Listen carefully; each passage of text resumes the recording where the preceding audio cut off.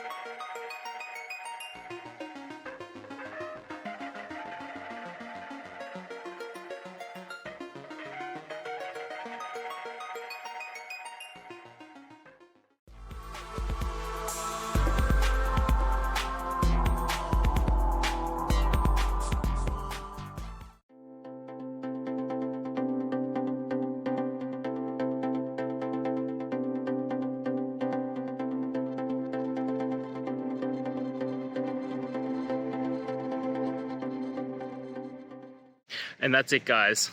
We've gone through. I hope you found your resolution and found the answer you're looking for.